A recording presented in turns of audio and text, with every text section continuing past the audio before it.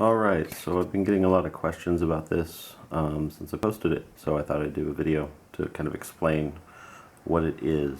This is a fight stick that I got from a company called RetroPie Games. It's running a Raspberry Pi 3, which, if you don't know what that is, it's a little like $35 computer that runs Linux. And there's a certain kernel of Linux that someone made. I don't know if that's the right term. There's an operating system. That's what I'm looking for. That's called RetroPie. And RetroPie lets you run classic video games. And you could run it with just like an Xbox controller. But I preferred actually to build this with a reflection. It's got a joystick. It's got 8 main buttons, start and select buttons, which I've got wired up to be add a coin and player 1 start when I'm playing arcade games. It's also got a reset button. It's got to be plugged into power, and it also connects via HDMI. If you look on the back, you can kind of see a little bit in there and in there. That's actually the Raspberry Pi. Once you've got it hooked up, you can load ROMs onto it. ROMs you have to find yourself on the internet. I found quite a few. I'm not done loading everything that I've got, but what I've got is pretty good so far. Kind of the positives, it's neat, it looks cool. I don't know if you can tell, it's like kind of powder blue down here. It matches the original Donkey Kong cabinet, which I like because that's something that I had growing up. I had a Donkey Kong arcade cabinet in our house, so you know, it's kind of special to me. I like that. You can also plug like an Xbox controller into it for your second controller, or it does have Bluetooth, so I could Bluetooth something in, or you can plug, they've got USB, like Super Nintendo type controllers. The kit's pretty cool. It was a little difficult to put together. Ryan, the guy who runs the site, I think he was getting a little annoyed with me, some of the questions. I still stand by the last question that I had is not actually in the manual anywhere. But nonetheless, it's still pretty cool. I haven't got the F1 button working yet, but I'm working on figuring that out. The cables inside, because you literally wire everything. The wires are pretty thin, and some of them, especially when you're getting over here to these buttons, the Pi's over here, so it's very taut, and they're not super strong wires, so I hesitate to open it. You can also, I've got a wireless keyboard hooked up to it, so luckily I can get to that functionality. This shouldn't be a button that I have to use too much other than initial setup kind of stuff. But I've actually got it running right now, and let's see. I lost the plate for my tripod, so we're going to have to sort of make do here. But the emulators, it only shows the emulators that you actually have games for. So let's see, there's a Dreamcast, there's Atari 2600, it's got an Apple II emulator, Amiga, Infocom, Super Nintendo, which if I let it sit, I've got 235 Super Nintendo games. Scrum, it's got a RetroPie setup, it's got some ports of some games, different things that it has. I think it's got like Duke Nukem and stuff.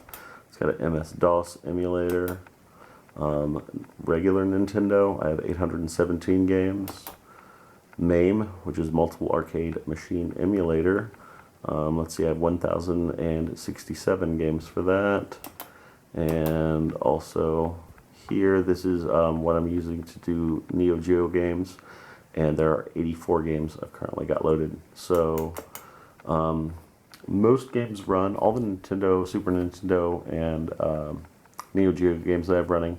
MAME, it's kind of hit and miss. I've got 1,067 games. If I had to estimate, I'd say maybe about 800 of them work.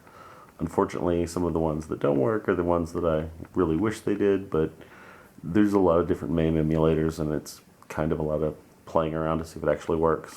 So we'll go into, it lists all the games that you have. So it's a pretty impressive list of arcade games. as it just keeps going and going. But let's see if I wanted to go to, let me go down to this.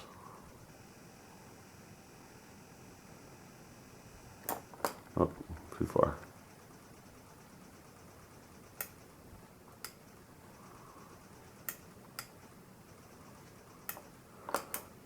But somebody asked me if it has NBA Jam. So you just enter it. It takes it a second to kind of load things up.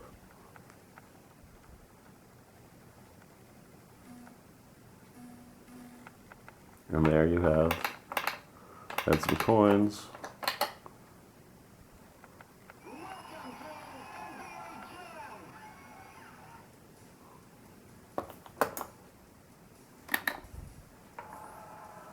But yeah, it's full on NBA Jam. I can hit the button that gets me out of that.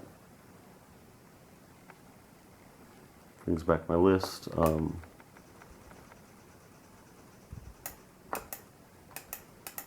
me just bring up, take an old Pac-Man.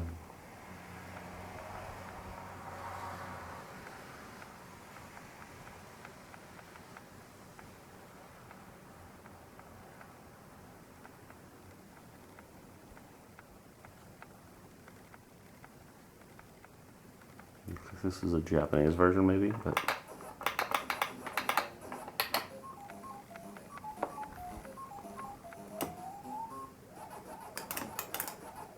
it's really hard to play this and hold the camera at the same time.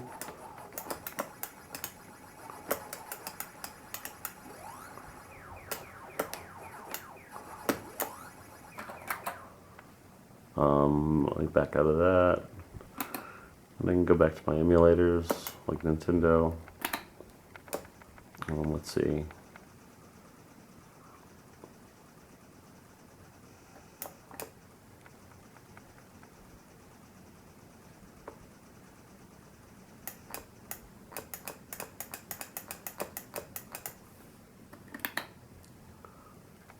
Run Legend of Zelda.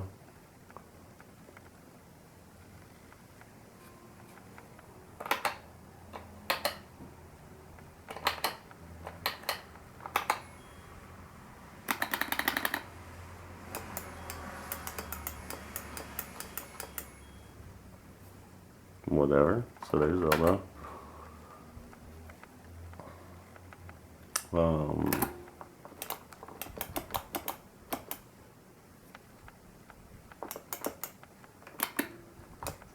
Neo Geo.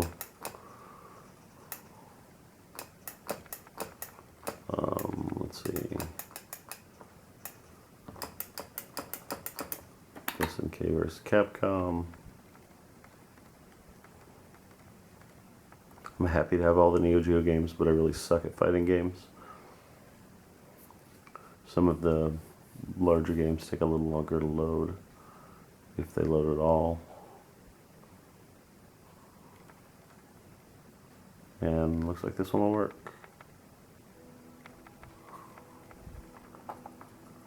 Sort of. Ooh, the screen's all messed up. Okay, bad example.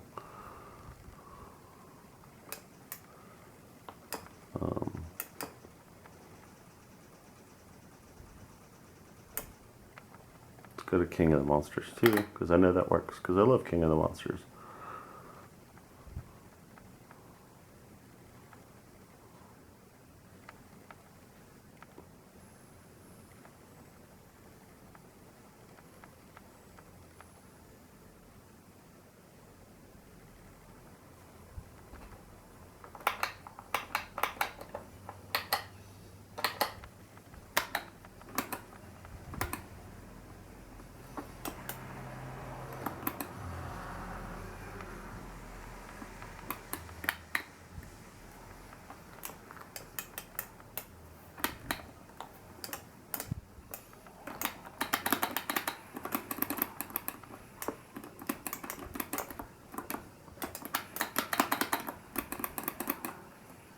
So that works.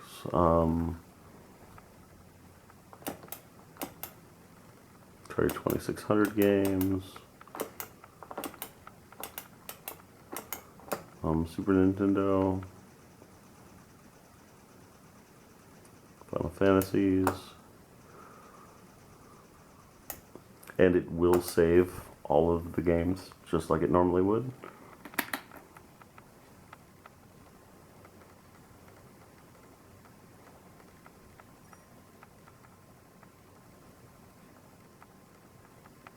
There you go. One of the finest video games ever made.